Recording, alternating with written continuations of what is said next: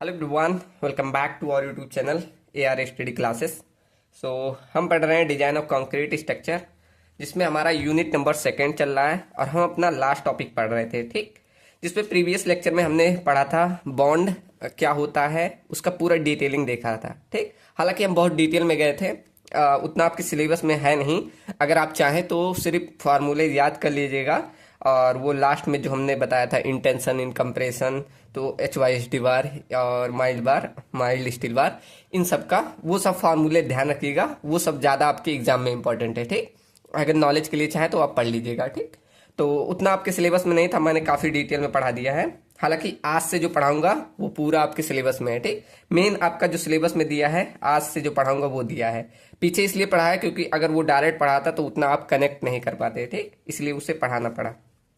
चलो, तो स्टार्ट करते हैं अपना टॉपिक। अगर सिलेबस में देखेंगे तो आपका यही स्टार्ट है, मतलब ऐसे सिलेबस में दिया है development length and anchorage bond और आपका फ्लेक्चर बॉन्ड, ये तीन चीजें दी गई हैं। तो आज से मेनली आपका सिलेबस का पार्ट चल रहा है, वो तो आपके नॉलेज के लिए, और जो एक दो फार्मूले आए अभी इसमें आएंगे। ठीक, तो अभी मैं डायरेक्ट लेके आता तो आपको समझ में नहीं आता कहाँ से आ रहा है। चलो, तो अब स्टार्ट करते हैं अपना सिलेबस। क्या पहला टॉपिक हम डाले हैं डेवलपमेंट लेंथ। अब देखिए, डेवलपमेंट लेंथ क्या होता है, पहले आपको ये समझना जरूरी है। आपने कुछ ऐसा स्ट्रक्चर जरूर देखा होगा, मैंने आपके लिए एक फिगर लाया, ऐसे आपने स्ट्रक्चर देखा होगा। ये आपका एक बीम है और एक कॉलम, ऐसे बीम और कॉलम एक दूसरे से कनेक्ट होते हुए जरूर आपने देखा होगा। ठीक, देखा है, सबने देखा होगा।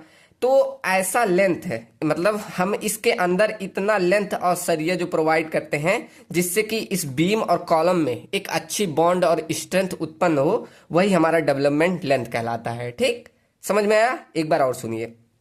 डेवलपमेंट लेंथ वो लेंथ होती है, मतलब सरिये की वो लेंथ होती है जो इस मतलब सरिये के अंदर उतना स्टील हम प्रोवाइड करें जिससे एक अच्छा बॉन्ड बने, किसमें? बीम और कॉलम में। वही हमारा डेवलपमेंट लेंथ कहलाता है। ठीक, चलो, आशा करता हूं ये वर्ड आपको अब समझ में आ रहा होगा।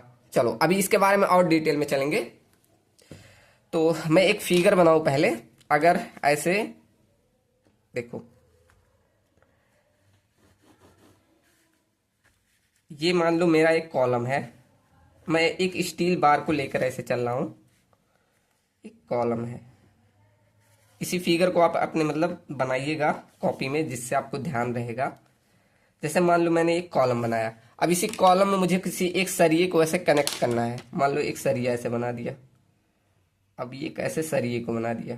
ठीक, ये मेरा एक सरिया हो गया। अभी मैंने बीम नहीं बनाया, ऐसे सरिया समझने के लिए। ठीक, और ऐसे पूरा इसके अंदर कंक्रीटिंग कर दीजिए। ये आपका कंक्रीटिंग हो गया, एग्रीगेट ऐसे भर दीजिए। ठीक, तो हमारा जो डेवलपमेंट लेंथ होता है, यही लेंथ होता है कितना उस कॉलम के अंदर आपने सरिये को प्रोवाइड किया, वही हमारा डेवलपमेंट लेंथ होता है। इसे हम एलडी से रिप्रेजेंट करते हैं। ठीक, चलो तो लिखते हैं, अब एक एक पॉइंट लिखिए। किससे रिप्रेजेंट करते हैं, पहले वही लिख लो, रिप्रेजेंटेड बाई एलडी। तो इसे हम किससे रिप्रेजेंट करते हैं? एलडी से। Represented by represented by L D. ठीक, इससे ऐसे रिप्रेजेंट करेंगे, सॉरी देखो, एल डी। तो इसे कुछ एल डी से ऐसे लिखेंगे। अब इसका परिभाषा अगर देना चाहें तो वह मिनिमम लेंथ हम लिख दे, पहले तब बताएंगे। It is a it is the minimum length, it the minimum length of bar, it the minimum length of bar which is required to be embedded in concrete or column such that the strength in reinforcement in bond equal to the tensile force acting on steel bar. अब यहाँ मैंने आगे और लिख दिया, अभी बता रहा हूँ, एक्टिंग ऑन स्टील बार। ठीक, अब ये क्या कह रहा है, पूरा परिभाषा देखिए। देखो हमने लिखा कि it is the minimum length of बार, मतलब यही जो ऐसी मिनिमम लेंथ हमें बार की प्रोवाइड करनी है which is required to embedded मतलब अच्छी या मजबूती से बांधे रखे इन कंक्रीट और कॉलम। जो भी हम ये स्टील बार प्रोवाइड कर रहे हैं ऐसी मिनिमम लेंथ प्रोवाइड करिए जिससे वह अच्छी से अच्छे से वो मजबूती से बांधे रखे, such that strength in reinforcement in bond equal to a tensile force acting on bend. मतलब कह रहा है कि अगर यहाँ से मतलब ये जो आप स्टील बार प्रोवाइड किए ना, अब यहीं पे मान लो आपने एक टेंसाइल फोर्स लगा दिया, ऐसे आपने टेंसाइल फोर्स लगा दिया। अब ऐसा ना हो ऐसे थोड़ा सा आप प्रोवाइड किए हैं, थोड़ा सा आप टेंसाइल फोर्स लगाएं तुरंत ये निकल जाए। मतलब जैसे देखो ये मेरा मान लो ये स्टील बार है और ये मान लो कंक्रीट का स्ट्रक्चर, अब ऐसे इसमें प्रोवाइड किया, अब इसमें थोड़ा सा ऐसे मैंने प्रोवाइड किया, आपने टेंसाइल फोर्स लगाया, ये निकल गया। लेकिन यही हमने इतना अंदर प्रोवाइड किया, मतलब डेवलपमेंट लेंथ काफी दिया। अब लगाइए आप, अब हमने टेंसाइल फोर्स लगाया, ये निकल रहा है, नहीं निकलेगा। ठीक, तो वही कह रहा है कि इतना मिनिमम लेंथ प्रोवाइड किए कि उस पर कोई भी ऐसे टेंसाइल फोर्स लगे, या टी से दिखा दो, अगर ऐसे कोई भी टेंसाइल फोर्स लगे तो वो आसानी से निकले ना। ठीक, एक अच्छा बॉन्ड बना रहे हैं, ये आपका डेवलपमेंट लेंथ का मतलब होता है। तो क्या आप डेवलपमेंट एलडी की वैल्यू आप निकाल सकते हैं? हाँ निकाल सकते हैं। कैसे? इसका मतलब यही तो हो रहा है, इट मीन जो आपका टेंसाइल फोर्स लग रहा है वो अंदर इसमें जो भी शियर फोर्स आ रहा है वो मतलब जो अंदर इसके फोर्स है वो आपस में बराबर होना चाहिए। मतलब इसके अंदर जो फोर्स है इनसाइड फोर्स ऑफ कंक्रीट। ठीक, ऐसे लिख दें, इसे एफ से दिखा दे रहे हैं। तो यहां मतलब होना चाहिए टी बराबर एफ होना चाहिए, ये दोनों आपस में बराबर होना चाहिए। अच्छा, अगर मैं पूछूं इस एफ की वैल्यू आप निकाल सकते हैं, मतलब अंदर जो भी फोर्स आएगा इसकी वैल्यू निकाल सकते हैं? निकाल सकते हैं। कैसे? हमने पढ़ा है कि फोर्स इक्वल टू क्या होता है, फोर्स इक्वल टू होता है स्ट्रेस इनटू एरिया। पढ़ा है ना, अभी हमने पीछे कई बार बताया कैसे आता है। तो स्ट्रेस इनटू एरिया। अब हमने पीछे भी पढ़ा, जब बॉन्ड स्ट्रेस मैंने बताया था तो यहाँ पढ़ा था कि ये जितना भी अंदर प्रोवाइड किया जाता है एक बॉन्ड के कारण इसमें स्ट्रेस आता है, उससे हम टॉ बीडी से दिखाते हैं। इसके अंदर स्ट्रेस आएगा ना, किससे दिखाते थे? टॉ बीडी से। ऐसे बाहर दिखा दे, टॉ बीडी, ये अंदर इतना स्ट्रेस आएगा। ठीक, तो यहाँ हमें स्ट्रेस की वैल्यू मालूम है कितनी, टॉ बी डी।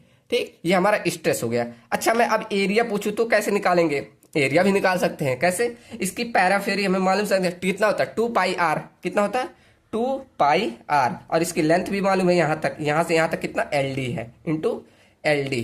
ठीक, निकाल लिए कि नहीं? फोर्स की वैल्यू निकल गई। अब देखो इसको कुछ ऐसे लिख दें, टॉ बी डी इंटू, अब 2 आर को हम क्या लिखते हैं, डायामीटर। तो इसे हम लिख सकते हैं पाई फाई, मतलब 2 आर हमारा व्यास के बराबर हो जाता, तो इसे डाया के बराबर लिख दिए, इसे फाई दिखा दिए, इंटू एल डी। अब यहां से टी बराबर आप क्या लिख सकते हैं, टेंसाइल फोर्स टी बराबर आप ऐसे लिख दिए, tau B D into pi phi into L D.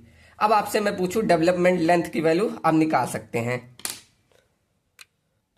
अभी, लेकिन अभी हम टेंसाइल फोर्स को भी निकाल दे रहे हैं। ये जो इधर टेंसाइल फोर्स लग रहा है इसकी भी वैल्यू निकाल लो। अब जैसे हमने यहाँ फोर्स का वैल्यू निकाला, ऐसे इधर निकाल लो। इधर tensile force T equal to क्या होगा, स्ट्रेस इनटू एरिया।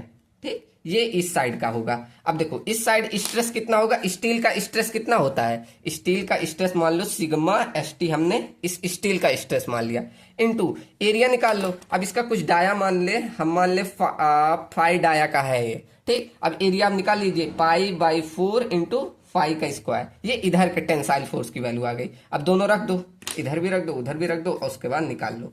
तो यहां हो जाएगा sigma S T into pi by 4 into phi का square equal to tau B D into pi phi into L D. ठीक, चलो अब मुझे एल डी चाहिए, सारी वैल्यू इधर लाके रख दो। तो यहां से एल डी बराबर यहां लिख दे और ये सारी वैल्यू नीचे चली जाएगी। तो कैसे बन जाएगा, sigma S T into pi by 4 phi का स्क्वायर अपॉन में tau B D upon pi phi. ठीक, अब यहाँ जो वैल्यू कट रही है काट दो, एक फाई से ये कट जाएगा, पाई से पाई की वैल्यू कट गई, और कुछ कट रहा है और कुछ नहीं कटेगा, तो लिख दो यहाँ डेवलपमेंट लेंथ बराबर क्या आ जाएगा, तो सिग्मा एस टी और ये हो जाएगा इंटू फाई और ये नीचे आ जाएगा तो 4 टॉ बी डी, कुछ इस तरह आ जाएगा, दिख रहा है ना। चलो कुछ सिग्मा एस टी बराबर मतलब डेवलपमेंट लेंथ बराबर क्या आ जाएगा, sigma S T into five upon 4 टॉ B D, 4 into tau B D. ये आपका आ गया डेवलपमेंट लेंथ कैसे निकालेंगे उसका फॉर्मूला। लेकिन ये फॉर्मूला जो है ना ये हमारा WSM का निकला, ये हमारा WSM का निकला।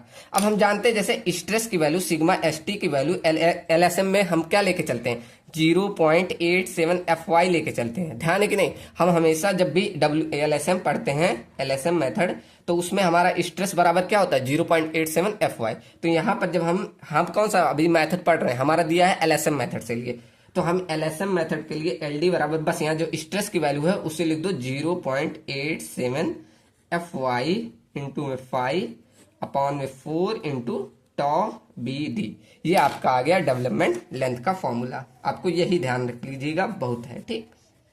ये आपके LSM का हो गया, ये आपके WSM का हो गया। देखो दोनों मेथड का बता दिया मैंने ठीक। आशा करता हूं यहां तक समझ में आया होगा कि हम डेवलपमेंट लेंथ कैसे निकालते हैं ठीक। चलो अब आगे बढ़ते हैं, एक नोट पॉइंट लिखो जैसे हमें पहले पता था, नोट पॉइंट लिखो। अब ये कंडीशन आपके जो भी क्वेश्चन यहाँ नोट पॉइंट लिखा रहा हो ना, अब क्वेश्चन करेंगे तो ये कंडीशन सेटिस्फाई करना पड़ेगा। जैसे कि हमने पढ़ा था, हमने पहले से ही पढ़ा था, लिख दीजिए ऑलरेडी वी नो। ये हमने पिछले लेक्चर में पढ़ा था, जो पहले मैं बता रहा हूँ। हमने पढ़ा था कि टॉ बी डी जो टॉ बी डी परमिजिबल की वैल्यू होती है, ये हमारी ज्यादा या तो बराबर होनी चाहिए किससे, टॉ बी डी जो हमें रिक्वायर्ड होती है या डेवलप होता है, इससे हमारा क्या होना चाहिए, कम होना चाहिए। ये वाली वैल्यू कम, ये वाली ज्यादा होना चाहिए। हमें ये पहले से हमने पढ़ा था। लेकिन अब यहाँ देखो नाउ, अब हमने निकाला डेवलपमेंट लेंथ बराबर निकाला 0.87 FY 5 अपॉन में 4 इंटू टॉ बी डी, ये निकाला। तो यहां दोनों देखेंगे LD और टॉ बी डी, ये दोनों इनवर्सली प्रोपोर्शनल है ठीक। देखो यहां पर जो आपका यहां लिख दें, चलो यही लिख, LD हमारा जो है इनवर्सली प्रोपोर्शनल है 1 अपॉन टॉ बी डी से ठीक।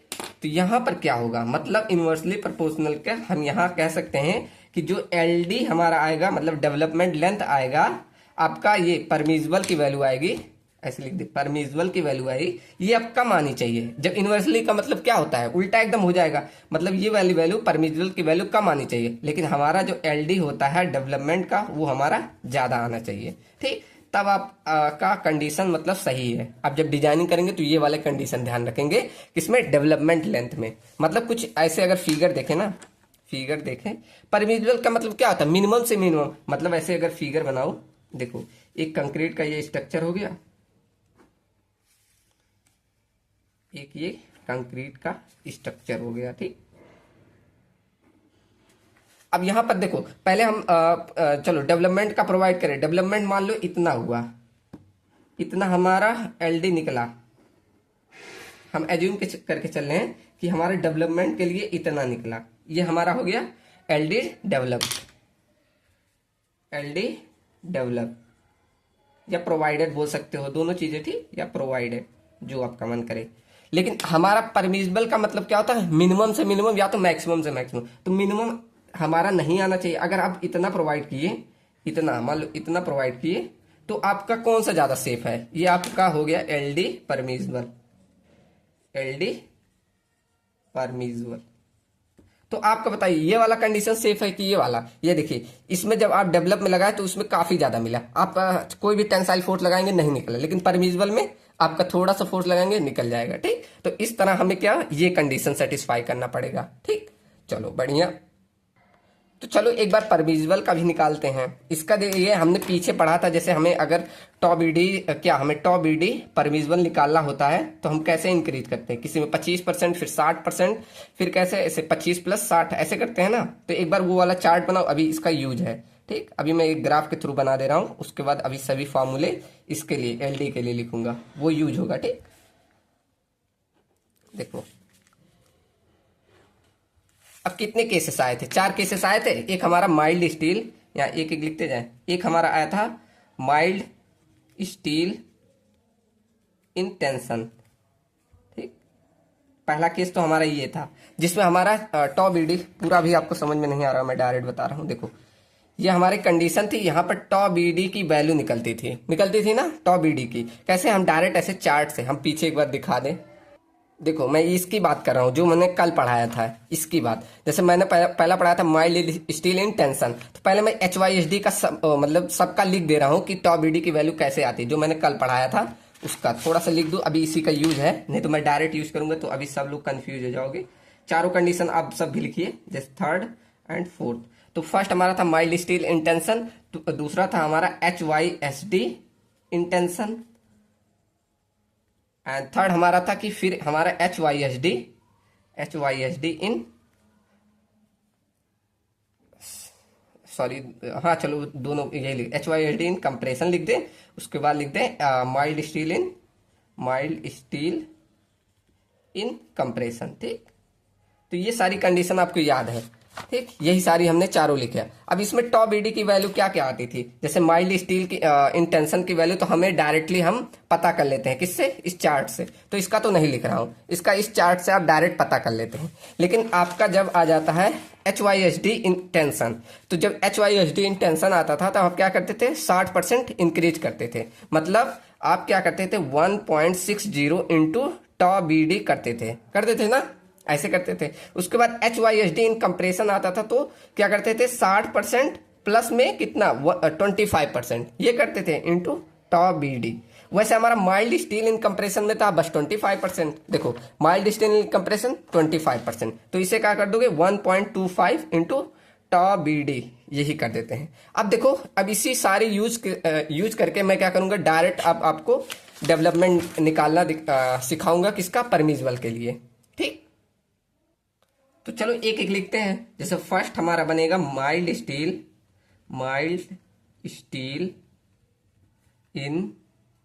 Steel in tension. अगर ये केस दिया रहे तब आपका डेवलपमेंट लेंथ का फॉर्मूला क्या हो जाएगा? तो यहां पर आप लिखेंगे LD बराबर 0.87 FY इंटू 5 अपॉन में 4 इंटू टॉ बीडी। इस केस में तो कोई बदलाव नहीं, आपकी टॉ बीडी की वैल्यू कुछ चेंज नहीं हो रही है, तो मतलब यही रहेगा। तो इसमें तो कोई चेंज नहीं, अब जैसे फॉर्मूला पिछला था वही रहेगा। लेकिन बी केस देखिए, अगर वही हमारा आ जाए कि माइल्ड स्टील, ऐसे लिखिए पूरा LD for mild steel in compression, अगर वो कंप्रेशन में दे दे, ठीक, तो क्या करते हैं? तो यहां पर आपका यही टॉ बीडी की वैल्यू थोड़ा चेंज हो जाएगा। कैसे? देखो LD बराबर हो जाएगा, ऊपर तो सेम रहेगा 0.87 FY इंटू 5 अपॉन में ये नीचे बस 4 इंटू, अब ये टॉ बीडी की देखो माइल्ड स्टील इन कंप्रेशन, पूरा लिखो माइल्ड स्टील इन कंप्रेशन। अब माइल्ड स्टील इन कंप्रेसिव में क्या करते हैं? 1.25 मतलब 25% इंक्रीज करते हैं, तो यहाँ इंटू में 1.25 इंटू फिर टॉ बीडी, ऐसे आ जाएगा। ठीक, अब इसका आप गुणा करके डायरेक्ट भी लिख सकते हैं, ऐसे चाहे ऐसे लिखिएगा तो भी अच्छा रहेगा। ठीक, समझ में आया ना कैसे कर रहे हैं? चलो बढ़िया।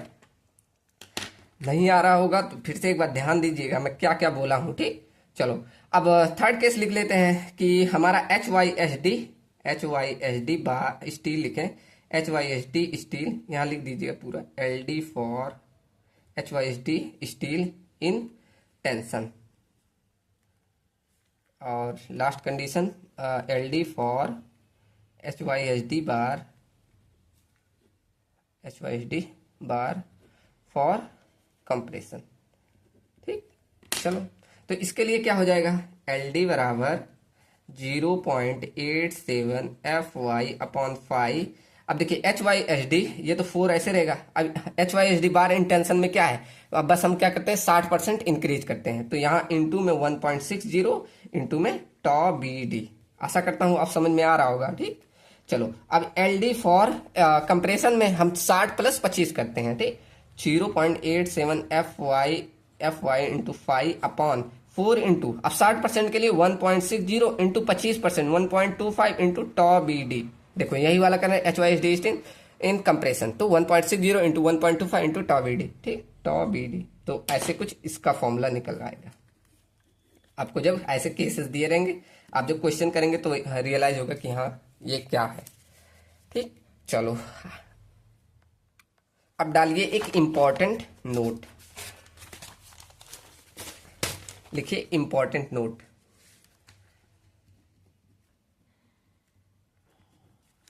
इससे एक फॉर्मूला निकालूंगा इसी हेडिंग में, इंपॉर्टेंट नोट। ठीक, हमने देखो फॉर्मूले पढ़े दो, एक हमने पढ़ा था टॉ बी डी डेवलप का, पढ़ा था ना पीछे, डेवलप क्या पढ़ा था, V U upon N pi phi into lever arm, N pi phi into lever arm, पीछे पिछले लेक्चर में हमने ये निकाला था ना। अब इसको इक्वेशन नंबर फर्स्ट मान लो, इक्वेशन नंबर फर्स्ट मान लो। ठीक, ऐसे हमने अभी एक जल्द ही निकाला डेवलपमेंट लेंथ के लिए, एल डी बराबर निकाला, क्या निकाला 0.87 F Y into five upon में 4 इंटू टॉ बी डी। ये दो फॉर्मूले निकाले ना। अब तो फॉर्मूला याद हो जा रहा होगा, इतनी बार लिख रहे हैं। ठीक, तो एल डी बराबर क्या हो 0.87 एफ वाई अपॉन में 4 टॉ बी डी। अब देखो इस इक्वेशन नंबर 2 से हम क्या कहते हैं, टॉ बी डी की वैल्यू, अभी इसे इक्वेशन मत मानो, अभी यहां से हम टॉ बी डी की वैल्यू अगर चाहे तो निकाल सकते हैं। देखो इसको इधर भेजो, तो यहां से टॉ बी डी बराबर क्या आ जाएगा, ये नीचे चला जाएगा एल डी, तो कुछ इस तरह आ जाएगा 0.87 एफ वाई अपॉन में 4 इंटू एल डी आ जाएगा ऐसे। तो इसे इक्वेशन नंबर सेकंड मानो। अब देखो यहाँ टॉ बी डी ये दोनों बराबर है। ठीक, तो ये भी डेवलप की वैल्यू होती है, तो दोनों आपस में बराबर हैं। ठीक, तो ऐसे लिखे now equation first equal to equation second, दोनों को बराबर करके देखते हैं। अभी कुछ वैल्यू निकल के आती है, मतलब फॉर्मूला ये आपके काफी यूज आएगा।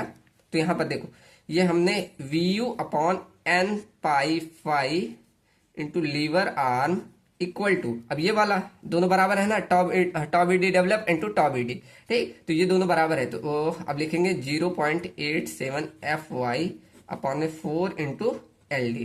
ठीक, चलो अब यहां से क्या करो, ये डेवलपमेंट वैल्यू हमें निकालनी है, इधर भेजो और सब वैल्यू इधर उधर कर दो। देखो एल डी इधर ले आओ, 4 इंटू एल डी इधर रहने दो। ठीक, तो सिर्फ हम एल डी को इधर ले आए, सारी वैल्यू इधर भेज दो, मतलब 0.87 एफ वाई इंटू में ये वाली वैल्यू से मल्टीप्लाई होगी, तो N pi phi into lever arm upon में ये 4 के साथ इधर आएगा 4 वी यू। ठीक, समझ में आया ना क्या किया, इस एल डी को हमने इधर रख दिया और बाकी वैल्यू इधर भेजी और इसको इधर भेज दिया। ठीक, तो यहां से हम एल डी निकाल रहे हैं।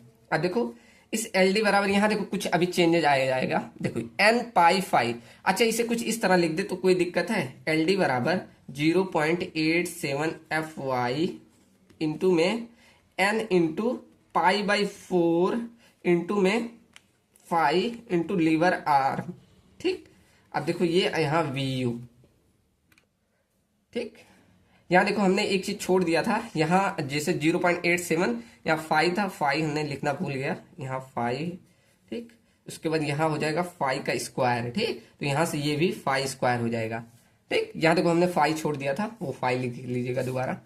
चलो अब देखिए यहां से हम देखो एन इंटू पाई, अच्छा देखो अगर मैं पूछूं एरिया ऑफ स्टील इसे लिख दो तो कोई दिक्कत है, यहाँ एन नंबर ऑफ बार, ये pi by 4, N number of bar into pi by 4 into 5 का स्क्वायर, ये हमारा एरिया ऑफ स्टील का फॉर्मूला होता है, मालूम है ना, यही होता है। तो यहाँ एल डी इक्वल टू हम लिख सकते हैं क्या 0.87 F Y into area of steel, लिख देना, इतने कोई दिक्कत नहीं है ना। चलो अब यहां से ये हो गया हमारा लीवर आर्म अपॉन में V you.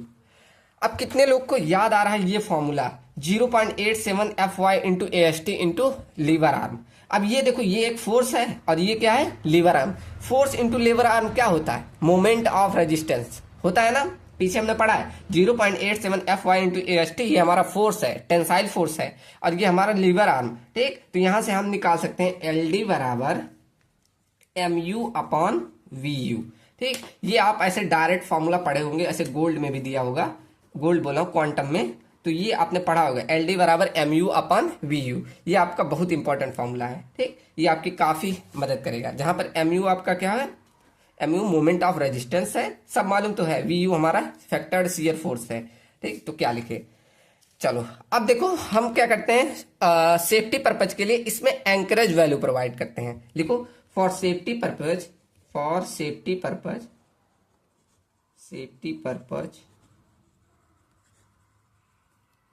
we provide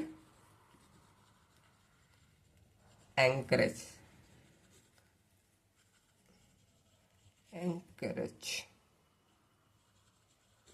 value. ठीक, अब ये क्या होता है, anchorage value L D equal to होता है M U upon V U plus में एल नॉट। ठीक, ये एल नॉट बराबर ही हमारा होता है एंकरेज वैल्यू,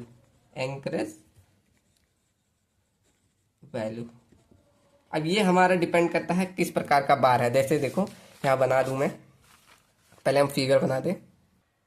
देखो यहाँ मैंने फिगर बना दिया, ऐसे आपको बैंड दिया रहेगा। जैसे ये 45 डिग्री का, ये 45 डिग्री का बैंड है, और ये 90 डिग्री का है, और ये 135, कितना 135 डिग्री का बैंड दिया गया, और ये हमारा 180 डिग्री का होता है। तो यहाँ पर इसी प्रकार से आप जो एंकरेज वैल्यू होती है इसी बैंड पे निर्भर करती है। अगर 45 डिग्री पर बैंड है तो हमारी जो होती है एल नॉट की वैल्यू, मतलब एंकरेज की वैल्यू हमारी होती है 4-5। ऐसे हमारा 90 डिग्री का है तो अब 4-4 बढ़ाते जाइए, 8-5। ऐसे हमारा 135 का होगा तो 12-5। ऐसे हमारा 80 का होगा तो 16-5। ठीक, ऐसे 4-4 का बढ़ता जाएगा। यहाँ 45-45 डिग्री ऐसे बढ़ते जाएंगे। ठीक, इसी 4 में से आपका आ जाएगा। चलो, तो यहां से हमने पढ़ लिया कि हमारा एल डी की वैल्यू कुछ इस तरह भी निकलती है। ठीक, चलो बढ़िया। तो ये वाला चार्ट आप ध्यान रखिएगा। तो चलो अब बढ़ते हैं अपने लास्ट टॉपिक पे, जो कि था हमारा फ्लेक्सर बॉन्ड और एंकरेज बॉन्ड। छोटा सा टॉपिक है, जैसे अभी तक हमने पढ़ा था, यहाँ ऐसे हेडिंग डाल लीजिए, बॉन्ड स्ट्रेसेस, ये हमने पीछे पढ़ा। तो इसी को हम फर्दर 2 भागों में बांटते हैं। अब इसको मैं लास्ट में इसलिए पढ़ा रहा हूं क्योंकि अभी आपको कुछ टर्म मालूम नहीं थे, इसलिए मुझे लास्ट में पढ़ाना पड़ा, नहीं तो मैं साथ ही में पढ़ा देता इसको। देखो, अब यहां पर हमने बताया कि बॉन्ड स्ट्रेस, अब ये 2 प्रकार के होते हैं। फर्स्ट हमारा होता है flexor bond stress, flexor bond stress, और दूसरा हमारा होता है एंकरेज बॉन्ड स्ट्रेस, इसे ना और नाम से जानते हैं, जैसे लोकल बॉन्ड स्ट्रेस भी बोलते हैं, लोकल बॉन्ड स्ट्रेसेस। अब हमने जो पीछे पढ़ा ना, जैसे हमारा जो बेंडिंग मोमेंट का ऐसे बदलाव हो रहा था, जैसे हमने पीछे पढ़ा था, निकालें, ये देखो हमने पीछे पढ़ा था, कैसे पढ़ा था, ये वाली जो, ये हमारा क्यों आता, due to change of bending moment. जब चेंज हो रहा था, जो इसमें स्ट्रेसेस आ रहे थे, उसे हम बोलते हैं, इस जो हमने निकाला, जैसे अभी हमने एक फॉर्मूला निकाला था, क्या, टॉ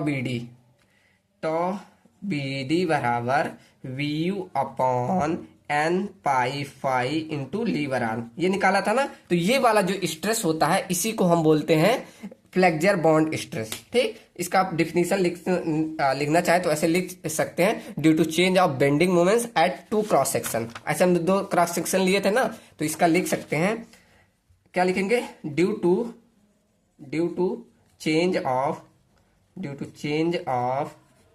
bending moment at the rate 2 cross section, 2 different लिखेंगे, 2 डिफरेंट क्रॉस सेक्शन। हमने उसी से तो निकाला था इसका, तो इसका आप डिफिनेशन कुछ इस तरह दे सकते हैं। ये आपका होता है फ्लेक्सर बॉन्ड स्ट्रेस। तो एंकरेज बॉन्ड स्ट्रेस क्या होता है, ठीक, ये समझ में आया ना, फ्लेक्सर बॉन्ड स्ट्रेस। तो अब तक हम जो पढ़ते आ रहे थे, ये ड्यू टू फ्लेक्सर के कारण जो स्ट्रेस आ रहा था वो हमारा फ्लेक्सर बॉन्ड स्ट्रेस कहते हैं। ठीक, अब चलो समझते हैं एंकरेज बॉन्ड स्ट्रेस क्या होता है।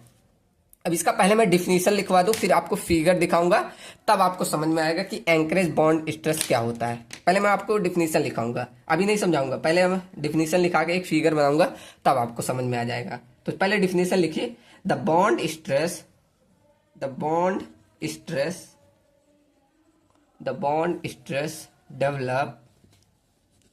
Develop around bars provided around bar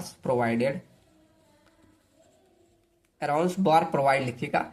तो the bond stress developed around bars provide proper which encourage so that reinforcement attains it's reinforcement attains its desirable stress,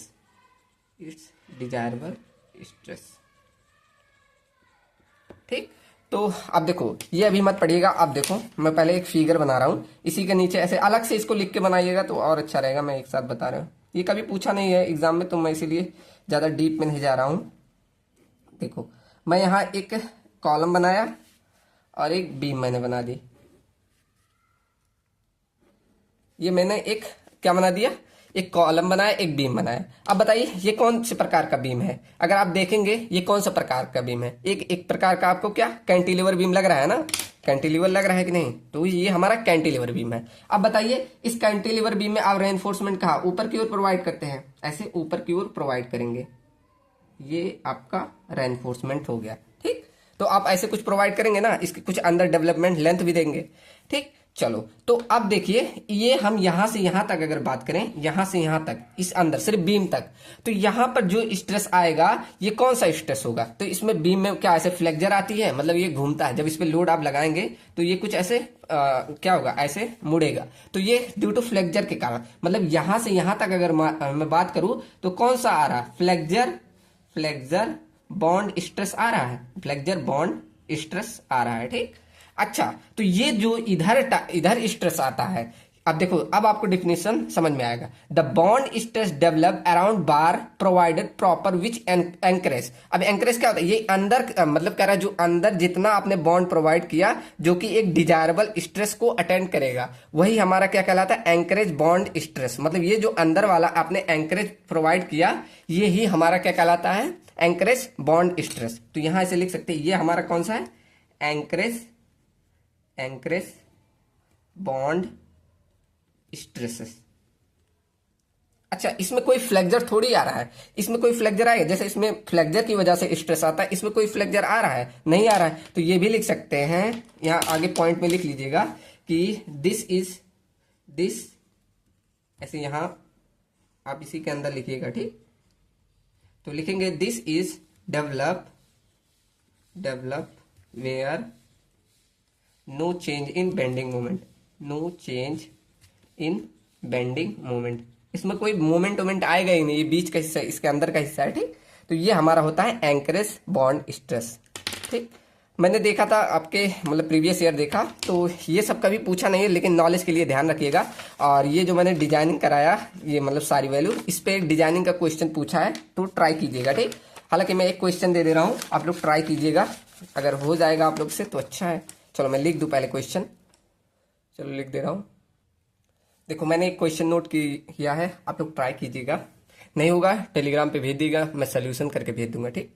चलो तो देखो क्या लिखा है, एक बार मैं पढ़ के सबको बता दूं। जैसे लिखा a reinforcement simply supported beam of M25 grade का, और साइज दिया है 300 x 500 mm का, ठीक। रेनफोर्समेंट का है 3 नंबर ऑफ बार और वो भी 25 mm डाया का, ठीक। अब ये हमारे नीचे हमेशा लगेंगे, जब ऐसे कहाँ प्रोवाइड करने को बोला नहीं है, ठीक। तो ये हमारे नीचे रहेगा। एंड Fe 415 इज यूज्ड, मतलब जो ग्रेड ऑफ स्टील है वो 415 है। Bars of bent up at 90 degree, अब देखो यहाँ कह दिया कि कितने बेंटअप है, 90 डिग्री। आप L0 की वैल्यू निकाल सकते हैं। एट द सपोर्ट आपको आगे बोला है कि शियर फोर्स इज 105, मतलब वी की वैल्यू आपको 105 दे दिया। Under working at the rest support reinforcement is confined. अब देखो यहाँ लिखा है रेनफोर्समेंट इज कन्फाइंड। अब ऐसा जब रहता है ना तो यहाँ पर LD की वैल्यू आप ध्यान रखिएगा ऐसे निकलेगा। अब यहाँ लिया है कि reinforcement is confined in compression, तो जब कन्फाइंड लिख लेना तो LD की वैल्यू जो होती है 30% इंक्रीज कर दी जाती है। मतलब MU अपॉन LD निकाला था हमने ना, नहीं सॉरी, LD बराबर हमने निकाला था MU अपॉन VU, ये निकाला था। तो इसको 30% इंक्रीज कर दिया जाता है, तो इसका वैल्यू हो जाएगा 30% इंक्रीज करेंगे तो यहाँ 1.3 इंटू MU अपॉन VU लिखेंगे। मतलब जो हमने फॉर्मूला निकाला था, एक निकाला था ना ऐसे, लास्ट में LD बराबर यहाँ लिखेंगे 1.3 MU अपॉन VU प्लस में L0।